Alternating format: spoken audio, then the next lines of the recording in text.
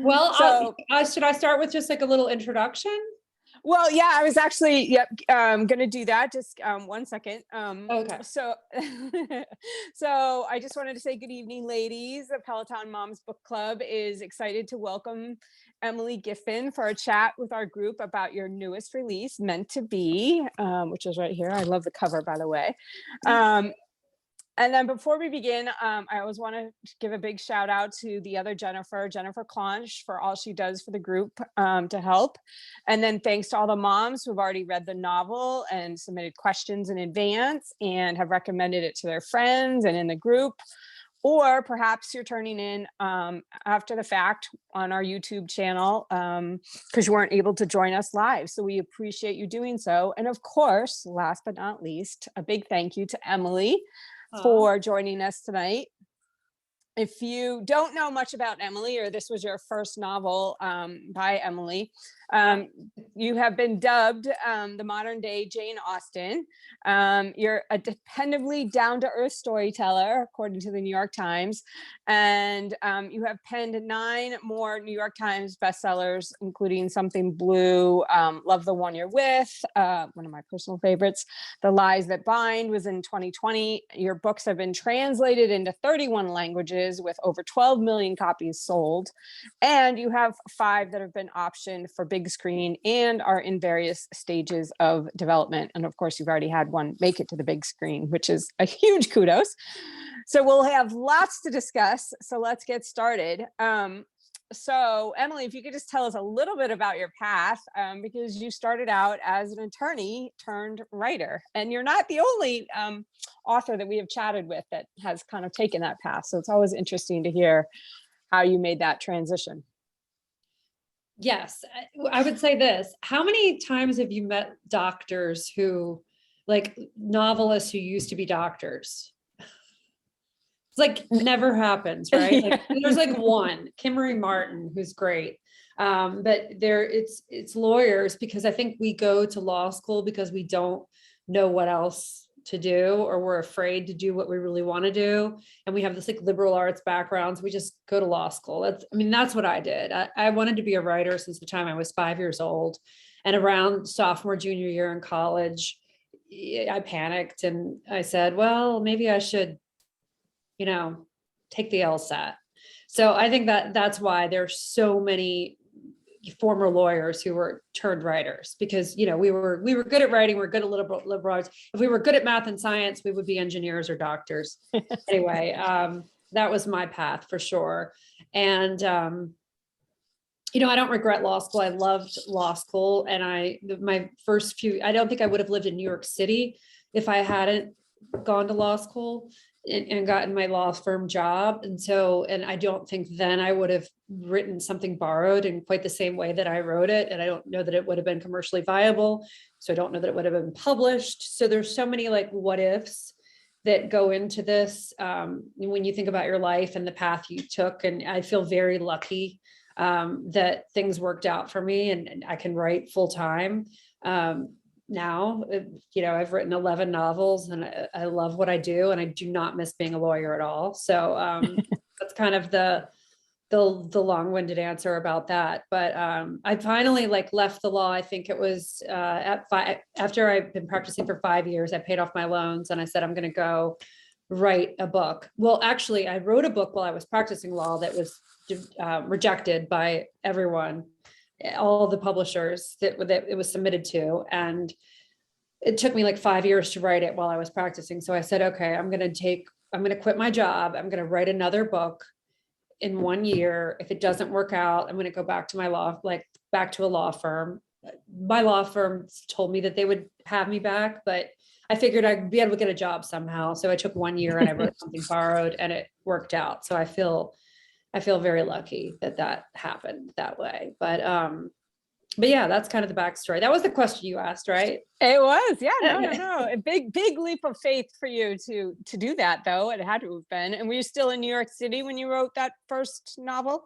Well, I know you wrote the novel while being a lawyer, but then the next one that actually got picked up. The first one that I wrote that wasn't ever published, it's just upstairs in my attic, and 5 people have read it. Well, actually, it's got to be more than that because it's all the people who rejected it in addition to the 5 people who read it. But then I moved to London. So I wrote Something Borrowed in London. Okay. And I moved there. It was the week, it was bizarre timing because I I knew that I was moving to London on September 16th, 2001. So that was my plane ticket. Like it was all like, I had my going away party on like September 8th or whatever that Saturday night was before 9/11. I moved out of my apartment on September 10th, 2001, and moved into a hotel where I was staying in a hotel until I flew to London. And then of course 9/11 happened. So it was like, it was such surreal timing. I mean, it was obviously horrible, tragic. I talked about in The Lies That Bind, I sort of reference, there's a 9/11 subplot, so I won't go down the rabbit hole with that, but flying out of New York City to London on September 16th, which was my designated flight. It was one of the first international flights that they let out. It was very surreal. Then I got to London and, the whole world was sad. Americans were sad, New Yorkers were sad. And I just sort of threw myself into the writing of Something Borrowed as a way of sort of escaping like the pain of what we were all going through. And it was great too, because for a writer, it rained all the time. So I was often indoors. I had no friends in England. I hadn't met anybody yet. And my friends in New York and on the East Coast, and even in my family in Chicago didn't wake up until about noon my time. So I had all this like built-in time to write. And so I got really lucky the second time around. And a year later, I sent the manuscript to my agent, and she sent it into the publishers, and the rest is history. We got really lucky that time around, and I've been writing ever since. So I feel very fortunate. Amazing. Persistence pays off, right? That's what moms always ask, what's your tip, that you have for people that are budding writers.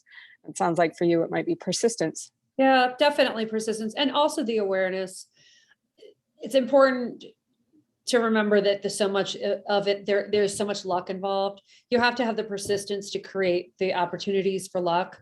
But I always just want to point out like how much it is sort of happenstance and luck, because the people who are getting rejection letters, I don't want them to feel like they're, inferior to the ones who are published, because so much of it's timing. So just stay after it.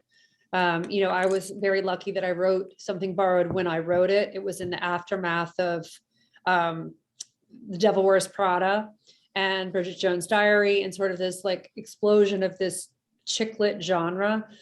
And when I was writing the book, I wasn't even thinking of it as chick lit. It was actually sort of darker in my mind, more, definitely like melancholic, darker, like it's a protagonist who's doing something very unlikable. So the original working title of Something Borrowed was called Rolling the Dice.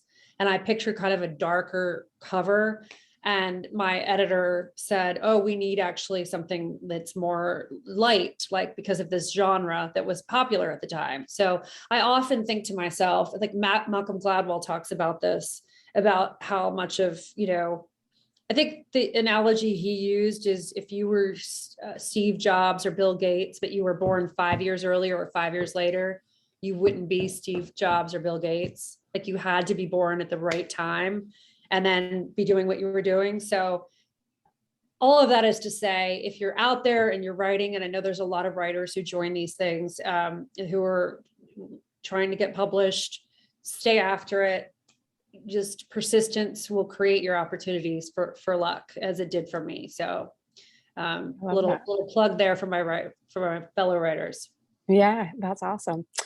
So in your author notes, you discuss kind of your growing up, I don't know, fascination was the right word, but your interest was always piqued by the Kennedys and the lore of Camelot, and it was important to your mother as well.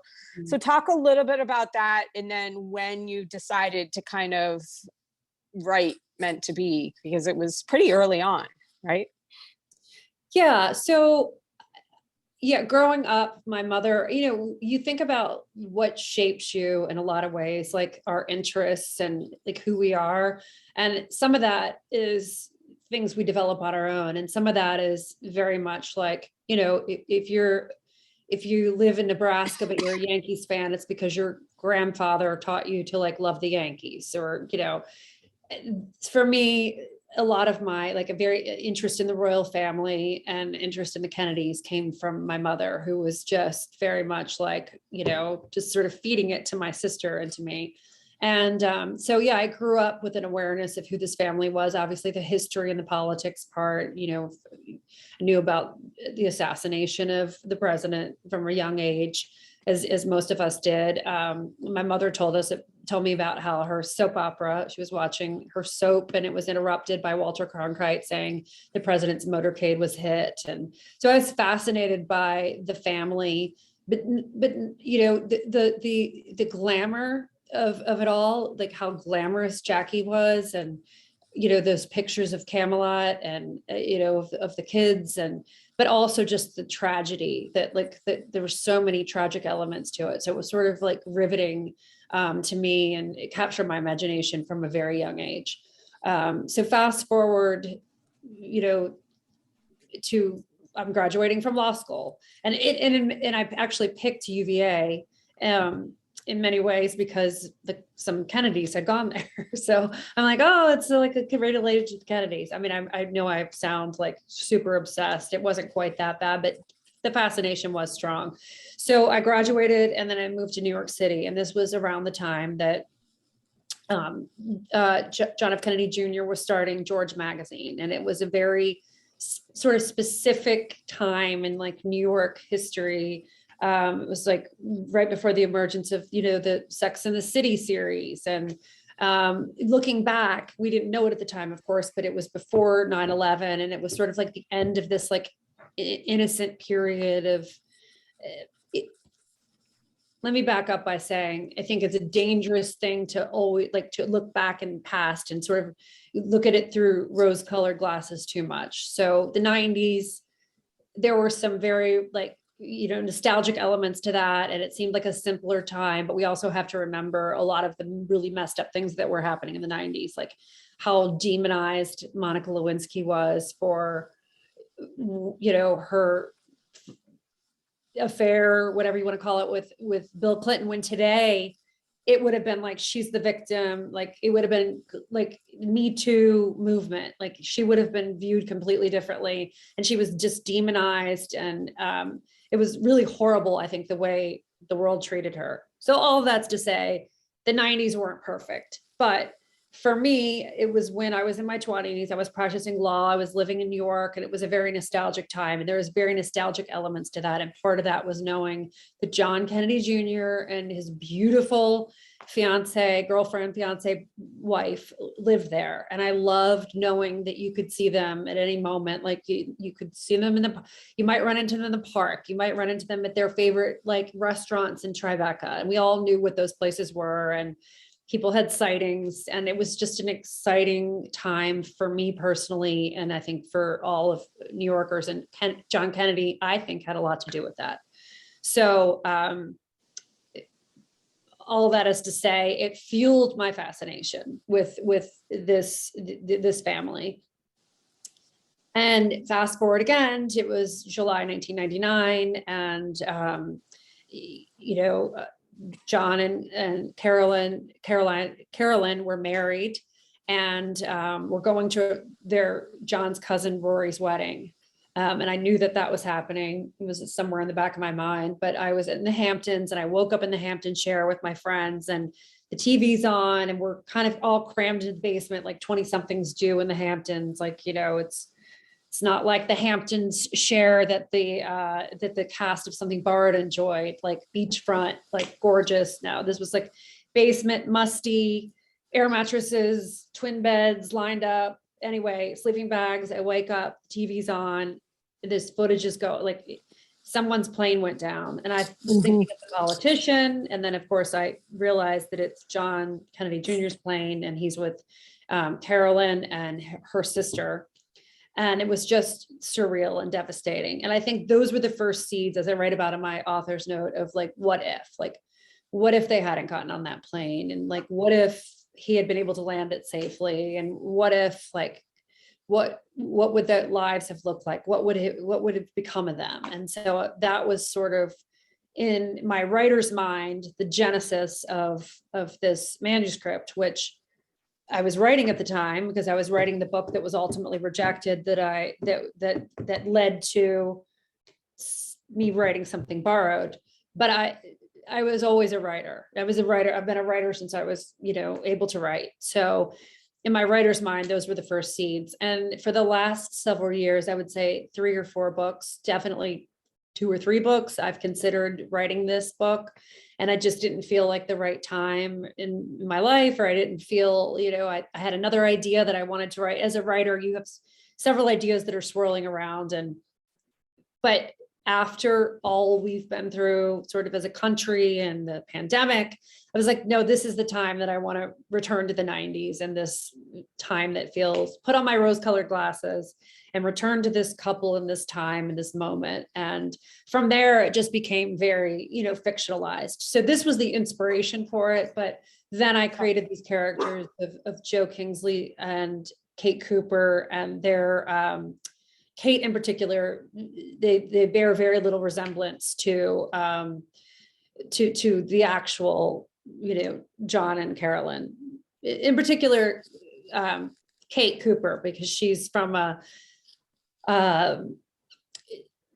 troubled background, which was very different than Carolyn Bessette Kennedy's. But this couple he's the most eligible bachelor in the country, and glamorous family and connected family. And she is from a troubled background. And what happens when, their paths cross and they fall in love, and are certain relationships meant to be, or, can we defy the odds? Can love conquer all? Those are themes that I love to explore.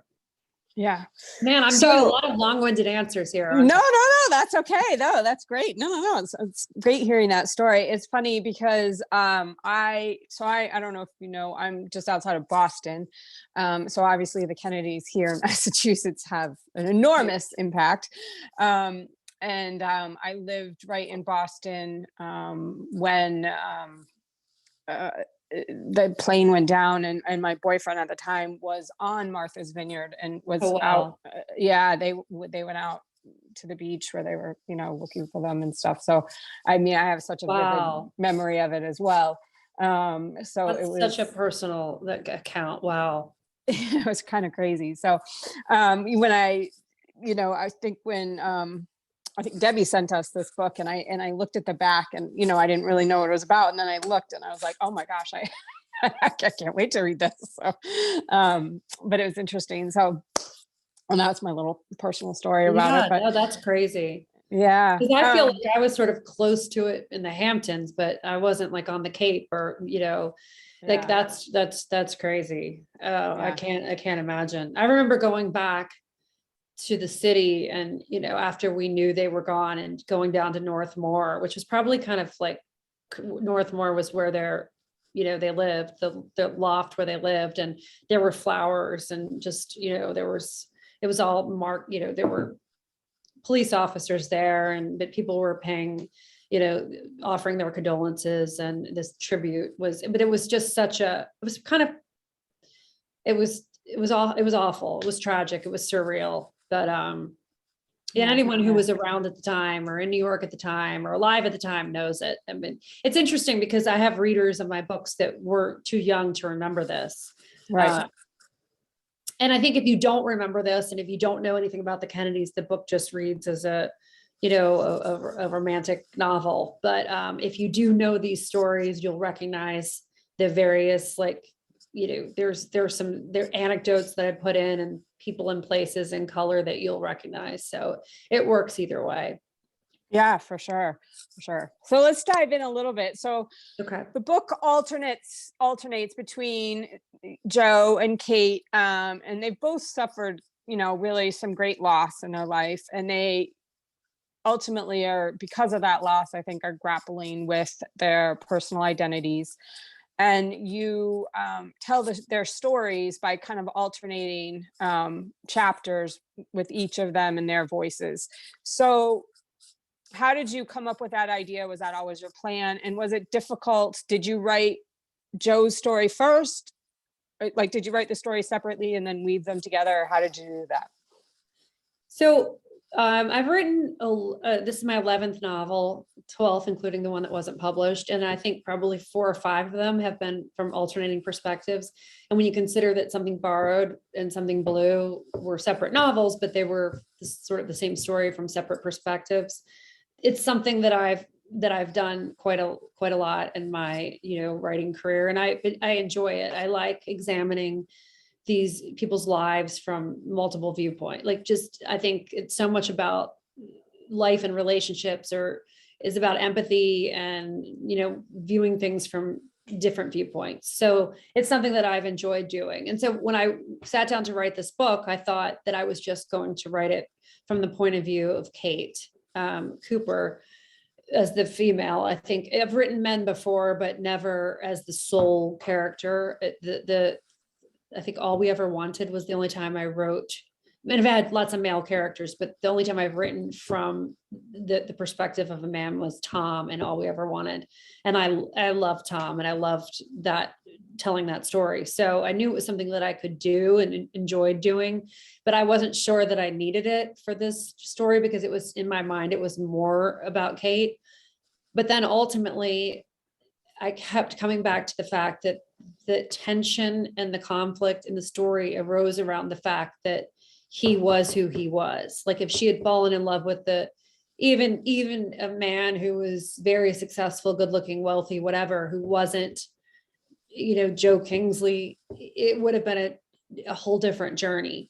So at that point, I thought, okay, let me write something from his point of view to just sort of understand who he was. So I wrote what was now chapter 1, only sort of to understand who he was.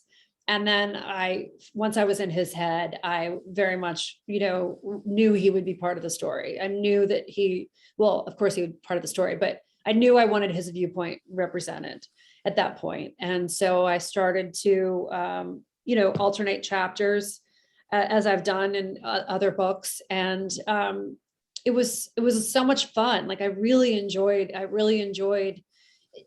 because there's one relationship, but it's so different how they both were viewing things.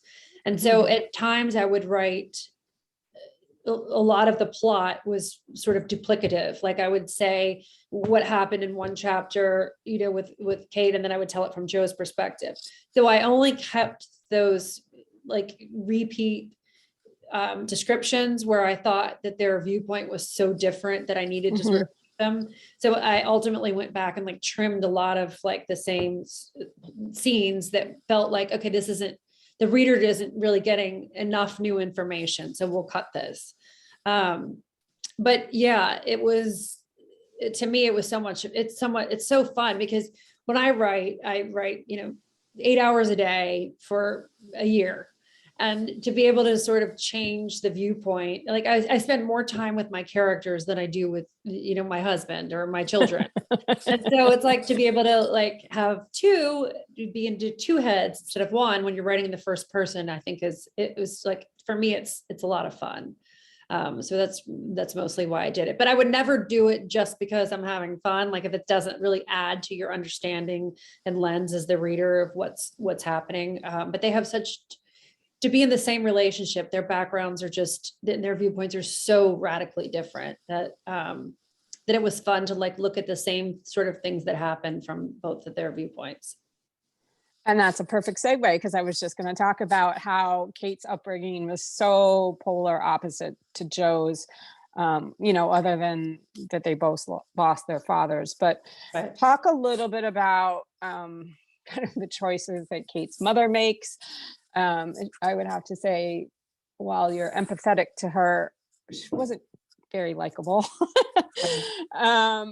And, in particular, that kind of bombshell that comes out 2/3, maybe 80% of the way through the book. I don't want to give away any spoilers, but and then just choosing to to stay instead of go, and I guess maybe that's what would have happened back in the 90s. You might not have, women might not have felt empowered enough to leave a bad situation. But just talk a little bit about how you kind of crafted that whole story. And because that, I think, was for me the big departure. I was like, oh, okay, this is really different than Carolyn's real life. So yeah, she grew up in Greenwich, Connecticut. Stepfather was a surgeon. She, went to BC and did Boston College or Boston, I think Boston College, maybe Boston University, but she college educated. And, from this, she had a lot of advantages that Cate in the book did not have. So, when you're writing a novel, like the main relationship is a romantic one, which it is in this book, which I haven't really done in many books. My books sort of they look like romantic pastel, like the pink, the blue of the early books, but often the tension in the story comes from something other than the romantic relationship. Like it's like a friendship tension, or I think Baby Proof was definitely about a woman who didn't want to have a baby and her husband did. That was sort of a romance, but I think a lot of them have been other issues and undercurrents. So once I knew I wanted to write like a romance, like about a man and a woman falling in love and their journey, you want to throw in as many obstacles as you can to like really explore are they meant to be? Or is this like, will love conquer all? What are soulmates? And I think adding in the element of her insecurities that came from her background. I mean, we all have insecurities, like all women. I think it's probably mostly women who are on here tonight, mostly women who are reading my books. But, we all have our insecurities. Like we try to be the best versions of ourselves, and we try to surround ourselves with people who will uplift us. Yep. But, inevitably we go through periods of questioning ourselves and our relationships and our jobs and our bodies, images, like everything. And so imagine if you have the sort of the worst of that, like you're just very insecure about who you are, like your family background, your education, like who you are as a person. And then you fall in love with someone who seems to have everything.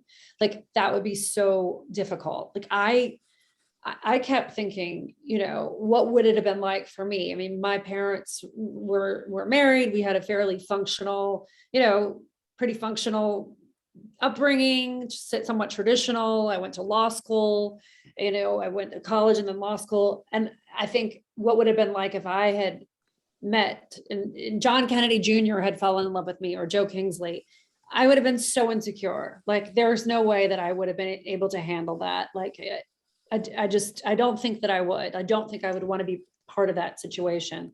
And then when you throw on top of it all the things that she's been through, it was just like another obstacle. And as far as her mother went, there was, a point at which I was writing a rosier background of her, like a rosier, like closer to Carolyn Bessette, before Kate Cooper really took root and in my head as like a character separate from Carolyn. And it just, I kept sort of going to like the darker side of things. And, and for me, like, even though you mentioned that it's people leave more now than they did in the 90s, I think it's still very much the reality for a lot of families and a lot of women and a lot of people that they just they feel like they can't. And so I wanted to sort of tell that, represent that reality, not only for what it would be like for the mother, but for the daughter, for the child in that situation. I mean, she was an adult, she was 18, but she was still sort of her mother's daughter. And I think that was really tough. So yeah, I got into Cate's head a lot and thought about what that would be like. And it just sort of became a whole separate storyline. Did you guys relate to that at all? Did you feel like that was realistic? Like, what were your thoughts about it? Yeah, I mean, I thought it was I thought it was really realistic, actually, especially given that Chip was a cop. Yeah. I think that made it that much more probably challenging for her mom to think that she could get away. And she probably maybe had some misguided thought that, oh, he's not really gonna, it's not gonna be that bad because he's a cop. He's supposed to uphold the law. But I thought I loved how for Cate, when she started her modeling career, and there was all the doubt from Chip, oh, you can't do that, you're not good enough, you're not pretty enough, all of that, and she goes out and does it, and that's really kind of her escape from from that life. And it really seemed to give her that kind of worldly education and the street smarts that she obviously didn't get from a scholastic education. But it was interesting because Joe constantly referred to the attraction that he saw in her, of like her quiet elegance and her confidence. And to me, that was kind of like, there was some irony there, because you're like, well, where is she getting that confidence from? Because she certainly didn't get it growing up. And and even the elegance, I thought that was kind of interesting, because it didn't really sound like her mom was super elegant. I mean, I think she aspired to people that were elegant, and that was kind of the fascination with the Kennedys. But so that was really interesting to me, I think. I think there's people who sort of defy their, I mean, we hear these stories all the time. I don't remember her name, but the girl, the homeless girl with the drug addict parents who ended up at Harvard. I mean, there's people who sort of defy their backgrounds, and they have this like inner thing, that they're just able to do it. And I'm also fascinated with that storyline, because, I think I believe in that. I believe that we can define our life path and who we are, and it's hard. And I give extraordinary credit and recognize when the people beat those odds in those ways. But I do think that can happen. I believe in that. I love that story. I love that theme. I love the storyline of people can change, like Darcy in Something Blue. Like, I'm a hopeful, optimistic person. Yeah, like romantic, I think. And so to me, I was obviously rooting for them, and I'm rooting for Cate especially. So I guess I shouldn't spoil it, but in the back of my mind, I was like, yeah, like, go girl, like, I believe in you. You can do this. Like, you can do it. Like, you're good enough. You are good enough for Joe. And I think he was just a very genuine person and a good guy, like a really good guy, and he recognized that in her. And so I do think, what can I say? I think that love can conquer all. Like, I do. Yeah. So he was really the one, obviously, and I don't think we're going to give anything away at this point, but he was really the one to pursue the relationship. And what was it in your mind as the writer that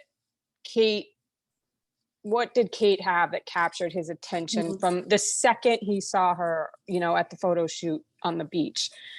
It was like lights out for him. Like, he was, stick a fork in him, he was done. What was it?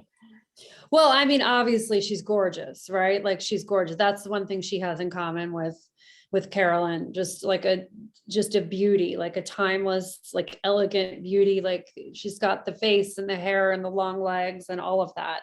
So I think that was part of it. But he, as Joe Kingsley, and as John F. Kennedy Jr., could have really anyone. Like, there was no one that would have said no really to a date with him. And so it really required more. And that was one thing that I think Cate has in common with Carolyn. I should stop saying I think, because I know because I wrote it. But she had that in common with Carolyn, and that she she had this natural hard to get thing, like it can't be contrived, like because she really was reluctant to be with him. And so I think people like Joe and John enjoy the challenge, like they because so many people say yes to them, so many people just give them whatever they want, like the tickets, the backstage passes, the girls throw themselves at them. And so when they meet someone who's reluctant or a challenge, I think it intrigues them. And that was very much borrowed from the real life storyline, as I wrote those scenes, because even though she sort of ended up being open to it when she met him because she felt this certain way inside, she then shut down when he didn't call her right away. And she was very reluctant when he came back. And I think that's what intrigued her. And from everything I've read and understood about John and Carolyn, it was very much the same dynamic. Like she could sort of take him or leave him. Like she had the upper hand in that relationship. And I think that just came from, you can't really fake that. Like you can remember the rules. Like you mentioned that, your boyfriend at the time, you look on this little thing so young that I can't believe that you were aware of what happened when the plane went down. But if you were around if you were around in the 90s, about the rules, which was like this contrived, it was a book that came out and it told like everyone how to behave, like women how to behave to like get the guy, like don't call him back and play hard to get and all this stuff. Like we all knew about the rules, but you can't really fake it. I mean, you can sort of do that to a certain extent, but really in the end, like the truth will emerge. Like you can't fake it for that long. And the real life Carolyn and definitely Cate Cooper were thinking like, they liked these men in spite of who they were, not because of who they were. And I think that's the real difference. And something that you can't fake. I mean, there's people out there, like we all like picture your star, like the person that you would most like to be with, the celebrity that like you have the past to be with from your like husband, like, your Brad Pitt, your George Clooney or whatever. We think that we would want to be with them, but really like, would we? Some people would, some people wouldn't. Some people would like use that and become opportunists and like, social climbers. And then some people would think, hell no. And Cate was definitely in the hell no category. Yeah. And I think it's because she knew she didn't want her upbringing to become more of an issue than it already was for her personally. Exactly. I don't think she wanted spotlighted, and she probably, knew all of those things. So, sorry, my doodle's back. See, how do I make you bigger? If I click on you, will you be bigger? Yeah, if you want, I set you to be so everybody would see you. You're the important one. Okay. I'm not the important. Well, I'm not the important. I'm like one. Big here, and everyone else is like little, but I'm terrible at these things. But anyway, what's your dog's name? Ellie. Oh, that's cute. Yeah, how old is Ellie? She'll be 2 in December. So yeah, she makes her appearances every once in a while in here. So she's all excited. All right. So Jenny wanted to know, that's my next question, Jenny. Perfect. We want to talk a little bit about Barry and the bond that was so close with Joe. I'm sorry, now she's playing with her toy. And I believe, but I forget my Kennedy history, but I do believe he had a friend, there is some overlap there where there was a Barry character in JFK's life. Is that correct? He John had a lot of close friends, a lot of I shouldn't say a lot. I mean, he had a number of really close friends, and some of them were women. He was, Christine Amanpour, on the journalist. He was very good friends with her at Brown. He had some ex-girlfriends that were friends first and friends after. What is it? Her name, Christina Haig. She wrote a beautiful a memoir about their relationship and friendship, which I've read, several times. In addition to writing about people I find fascinating, her writing is so lyrical and beautiful. So I would recommend, if this book is sort of staying with you and meant to be in the characters, I would pick up her book for sure. But there wasn't one central, and best friend. Like there was no Barry in his life per se. It was sort of an amalgam. If anything, I think the person that sort of most resembled Barry was his cousin, who died shortly before he died of cancer. Anthony, who was Jackie's sister Lee's son. She wrote a book too, which was Anthony's wife, Carol, of course, Carol Radswell. She wrote a book as well, which is also beautifully written. And I would pick that up too if you're just sort of in this zone and in this rabbit hole. Like definitely read those anyway. But like for sure, if you sort of are obsessing about the Kennedys.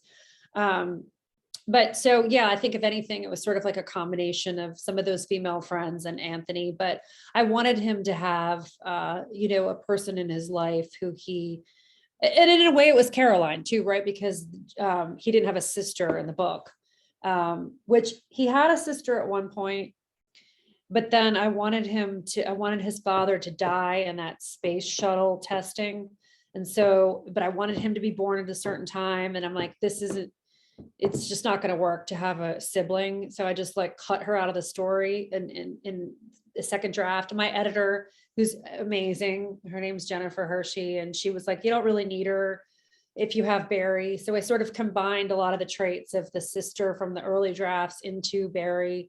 That's a lot of technical background about who she was, but and her name came from just a young woman I know in Atlanta who I met through mutual friends. Her name was Barry, spelled the same way, and I just I love this girl, and she's just so fresh faced and intelligent and interesting, and I just thought I'm gonna have a character named Barry, and so that's sort of why I named her what I named her. I love naming characters. It's so fun. Yeah, it was a great name. And Misty wants to know, as a follow-up to that, why, because he was attracted to her the moment he met her in school, when he was asked to kind of take her on and mentor her at school, or buddy, the buddy system or whatever. But all of a sudden, I don't know, it never panned out, or you didn't write about it anyway. So yeah. Did something ever happen? No, I mean, it never did. And I think that's one of the things that backing up again, I believe in male-female friendships, like the whole when Harry met Sally, can men and women be close friends? And my answer is yes. So two or three of my very best friends are men. And if they ever liked me, they hit it pretty well. I don't know that they did. I didn't feel that way about them. Like, it's just, I love like the platonic male-female friendship. In fact, that was one of the few things in Something Borrowed, the book. Ethan and Rachel were not romantically, like neither of them liked the other. And that was something that changed in the movie that I was very reluctant to change. And actually John Krasinski was very reluctant to change it as well. I kind of got him on my side when we were having these debates about the script in the early days, but ultimately I understood that they needed that tension in the third act. But yeah, I guess I believe in the whole male-female friendship thing. And so he was attracted to her as a seventh grader, but very quickly, I think he recognized that she was someone he wanted to be friends with first and foremost. And sometimes I think that we do have to make that decision, because it's a gamble, right? If we date someone and it doesn't work out, that can change the relationship. And we've all sort of been confronted with that at some point in our lives. Especially I think when we're younger, do we want to screw this up? And I think their answer was no. But at the same time, at the heart of every romantic relationship, I believe, is like a really solid friendship. So the foundation is almost always there. So it's like, it's an interesting thing. I think it becomes about not crossing that line, and they did not. But as we find out in the late chapters of this book, one of them did have feelings that weren't acted upon. So is that a spoiler? I don't know, but A little bit No, of I don't a mini think so. Yeah, spoiler. a little tiny bit. Y'all have Well, had like 2 months to read the book, so yeah, exactly. I think my everybody sister on has here that's two or finished. three Yeah. friends who are in this book club, and they said that they weren't tuning in yet, but they were going to watch it later because they hadn't read it yet. So, and I said to my sister, "What the hell have your friends not reading my book yet for?" Yeah, exactly. Okay. What the heck? That's so funny. Well, that's a perfect segue because we are now going to enter into a spoiler because we have to talk about the ending a little bit, Sure. because you really went right to the end. I mean, I think with 30 pages left, I was like, okay, we there's still something major that's got to happen here, and I wasn't sure, how close to the storyline you were going to follow, and I have to say, I was pleasantly surprised with the ending because I was like, oh God, please don't let them die. So, I know. did you debate about that, or First of all, I appreciate that the seriousness of this question is coupled with Ellie making her little speaking. No, I'm sorry. I'm like, no, I love that. I love that. It's like It's reality. Like, it peppers it. Like, are they gonna die? Squeak, squeak. I thought about it, but the way that I write is very character driven rather than plot driven, and I don't necessarily like plot everything out. So there were conversations early on with my editor, and I remember her saying, people just like love, like the epic tragic love stories. Like I can never remember if it's Me Before You or You Before Me, but Jojo Moyes. Do y'all read that? Like that's what I should know the title. I'm terrible with titles, but it's one of my very favorite books, and she's one of my very favorite authors. And obviously that book ends and that movie ends like so tragically. And I do think there's a part of us that just like, it's like getting your heart broken is like such an intense experience, relatable experience. Like I definitely thought about, like, my editor was like, one of them should die. I remember her saying, or is one of them going to die? And so I obviously toyed with that as an ending, but I just couldn't do it. I couldn't do it. Like it happened in real life. Like I couldn't bear to have it happen. And I really wanted to answer that what if question, which wouldn't be answered if the same thing had played itself out, which was hard to write because it just sort of, you're reliving the tragedy of like how narrow it was. Like if he had just, I mean, there were stories that she was like late getting to the plane, Airport. getting a pedicure, or, I don't know if that's true. I hate to even talk about it because it just feels like, it's just like blaming the people and the decisions they made, and you can't change history. But All the what ifs. Yeah. I like leaving my characters in hopeful places, and things aren't perfect. Their marriage, I'm sure, isn't perfect. I leave them at a point in the story. You see them in the future, you don't know exactly what's going to happen.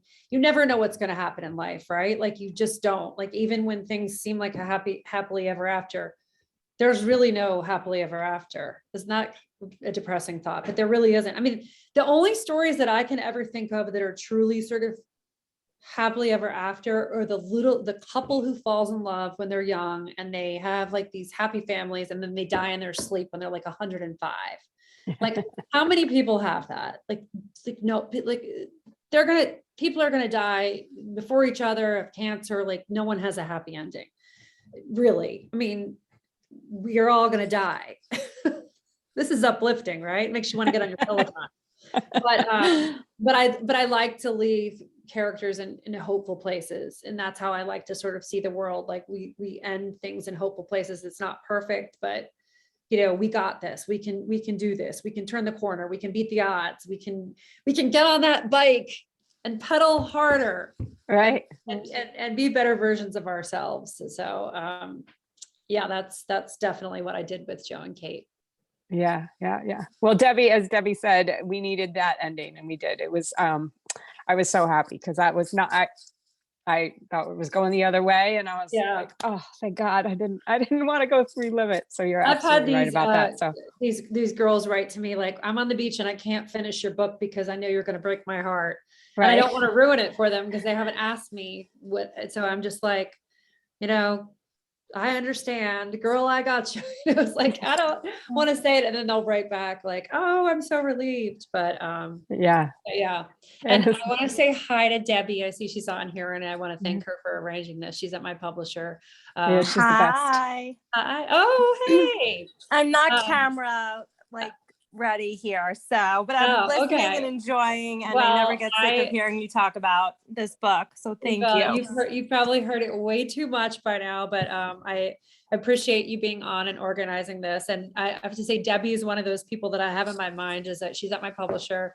For those of you who don't know her, and she's one of those people I have in mind when I write, because we're so much alike and we have similar tastes and pop culture and people, and she's like a John Kennedy person too. And so yeah, it was really fun to work with her on this book. And it's been really fun to sort of find those people who share this interest in this, historical, political, just glamorous past of things gone by and what could have been and what was. And just, it's been really fun to share it with readers. Yeah. Could have been our president right now, if you think about it. I know. He would have. How could he have lost? To anyone, in any election. I can't fathom that happening. But and I like to think he would have been, everyone would have loved him, and it's totally unrealistic. But I like to think of the world in which like 80% of the country support, and it just, who knows? Maybe we'll find that person moving forward. But maybe. So in the epilogue, I feel like you kind of maybe left the door open for, could you write more of the story of Cate and Joe? Yeah, I mean, I think I always leave the door open, in part because I always have such a hard time saying goodbye to the characters. So I always like thinking like, oh, I could write about them again. I think the one that I really go back to a lot in my head is Where We Belong. I think about those characters a lot.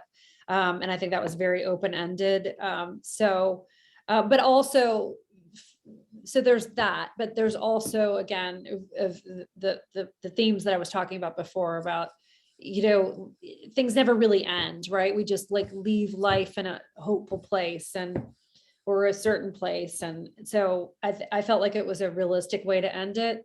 But yeah, I mean, I think there certainly is the possibility to write more about them. And I'd love to see what happens. You would think I know it since I created the characters and I should know, but in my mind, I don't know whether he, this is the ultimate spoiler, but I don't know whether he wins that election. Oh, hi. My husband just brought me an old fashioned. Come say hi to everyone real quick. Come on. You're not dressed for it, but that's okay. These are people. Yeah. These are my what friends. A good husband. They don't judge. Hi. Peloton mom. That's awesome. Really moms. Well, that's in that group called Peloton Mom. Yeah. But they're not all. Are you all moms? For the most part, either pet moms or human moms. Cheers. Or yeah. We have that in common. I'm a mom too. Yeah. Yeah, exactly. Yeah. There's also a dad's an offshoot, I guess, of ours now with dads as well. Look at this old fashioned. Yes, it does. Yeah. Is it hot down there in Atlanta? Oh yeah. Yeah, it's brutal. Yeah. Well, we are wrapping because I feel bad. We're a little past our time. So oh no, it's great. It's great. We always like to be. I got out of doing the dishes. Yeah. Perfect. And now you get to have a cocktail. Yeah. My sister actually is in town from Wisconsin with her kids, and yeah, but you know how it is when the men cooked, and so we were supposed to clean, but sorry, I have a book club. Right. Perfect. All right. So 2 last questions. Okay. Everybody wants to know, can they get their hands on that first novel? I'm going to say no.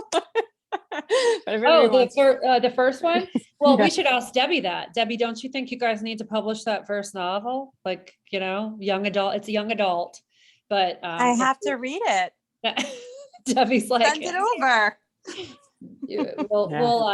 I don't think anyone wants to read it in the current shape that it's in, but maybe it just needs a little fixing. No, little fixing. I'm sure. Yeah, we could just tidy it right up, but well, that would be fun. Yeah. All right, but what are you working Jenny's on? Asking about the next book. So Yes, the next what are you book I working just on? started. I talked to my editor, my agent, a couple of weeks ago, and told them I'm always so nervous. This is the other thing I like to tell writers, and I discuss with fellow authors, like no matter how many books in, you always get nervous when you start the next one. But I told them my idea, and they loved it, and I could tell that they really loved it. So it was a huge relief. And I also told them that I wasn't going to be starting it until August 1st. Because I always have to sort of, after I do a book tour, and like I need this like time where like I'm like between the worlds. But anyway, August 1st happened. I actually thought August 1st was on Sunday. If you follow me on Instagram, you saw that I wished my assistant's son a happy birthday a day early, because I thought Sunday was August 1st. And I woke up like all excited to start writing. And then I'm like, it's July 31st. I'm going to start tomorrow. So I did. I started this Monday, and, I'm just getting to know the characters and the story, and I'm excited. I'm excited about the book, and it'll be out in 2 years. So it takes me about 1.5 years to write. And so look for it I always say I publish in even years. So look for it in June 2024. But in the meantime, since this is a book club, follow me on EG Book Club. Like most of you might know that I'm Emily Giffin, author, on my regular Instagram, but I also started a book club. And the reason I did that is because I talked about politics a lot on my other page. And I recognized that a lot of people just don't want that in their social media feed. And so I started a whole separate page. It's at EG Book Club. And so follow me on that, because we pick a book a month and we discuss it just like this. And my August pick is Catherine Center's The Bodyguard, and she's amazing. She's a wonderful person and a great writer, and you should definitely pick up her book. It's called, again, The Bodyguard. But yeah, just had to do a plug for her and my own little book club. It's not as glamorous as the Peloton Moms Book Club, but no, but maybe we could like do something together one month. That'd be so fun. We could like totally really cross. Yeah. Well, you lead up to every question I end with, because we always end with what you're currently reading and recommending. So you just mentioned The Bodyguard by Catherine, which we have a lot of book of the month members. So everybody's kind of already been chirping about The Bodyguard. I read it and I loved it. But what else are you reading? Good. Isn't it good? Yeah, I thought it was great. One of our best. Yeah. So let's see. Adriana Trigianis, did you guys read her book? Who's read it? I have that in my pile. I haven't read it yet. She's wonderful. I love her. Yeah. I'm actually going to my book club page right now, because my mind always goes blank when people Emily Henry's Book Lovers. Yes, we chatted with Emily in June. Oh, you did? Isn't she amazing? Yeah. I love her. I just actually love her. Casey McQuiston's I Kissed Shara Wheeler. She's in London right now working on a television show for one of her first 2 books. Let's see, what else? I guess those are the main ones. Debbie, what else? Debbie knows what I've been loving lately. Can you think of any, Debbie? What else have you been recommending? Well, Jodi Picoult, I don't know if you've read her new one yet. Yeah. Honey. Yes, awesome one. Yeah, it's coming. Mad Honey is coming out in October. Yeah, that's coming in October, and she's written it. She has a co-author on that one. She has a co-author on it. Yep, Jennifer Boylan. It's pretty great. And Jen Crowley, I think you have a copy. I do. My mom is reading it right now. Oh, good. Right now. Okay, Flying Solo, Linda Holmes. If you haven't read Linda Holmes, you really need to read her. She is great. She has such warm characters and storylines, and you'll fall in love with her characters and worlds. Let's see, Vacation Land I'm looking at my by Meg page. Vacation Land by Meg Mitchell Moore. Jamie Brenner is wonderful. Let's see, The Shore by Katie. Is it Katie Rund? Is that how you pronounce it? Katie Rund, I think it is. Yeah. Anyway. How to Fake It in and Hollywood, Tom Emily, you promoted Perrotta. that one, a fun rom-com, How to Fake It in Hollywood. Oh, so good. By That's Eva really Wilder. good. Yeah, that's a really fun beach read. Very highly fun. recommend. I just put, I had a copy of that, and then someone sent me a copy of that, and I just put that in my little library. So if you live in Atlanta, come grab that one out of the little library. It went in there like 3 hours ago, so it's still there now. Oh, awesome. Thank you. Yeah. Yeah. Awesome. Sure. So But, fun. All but yeah, right. this is great. I love having. Thank you so much for doing this and spending so much time with us. This was awesome. Oh, it's my pleasure. Thank you for picking Meant to Be and for supporting writers. And I love the crossover of the worlds, and you know, bike riding and reading and the whole thing. Old So you guys- fashions. Yeah. Cheers. Yeah, and Go old fashions. Cheers. Yeah. Go enjoy that cocktail. Isn't it pretty? It's so pretty. It's Really pretty. awesome. It's a little big though. I don't know. I'm Yeah. glad that I didn't drink it before the book club started. Well, cheers to the weekend, everybody. Cheers to the Stay weekend. cool because it is hot up here, and I'm sure it's hot down there, and I'm sure it's I hot know. everywhere where everybody is. So stay cool. Have a great weekend, everybody, and we'll see you soon. Thank you. Everyone be safe and happy reading and happy end of the summer. And thank you, Jennifer. Thank you, Debbie. Thank you all so much. Thank you. Bye. Bye, everyone. Oh my God.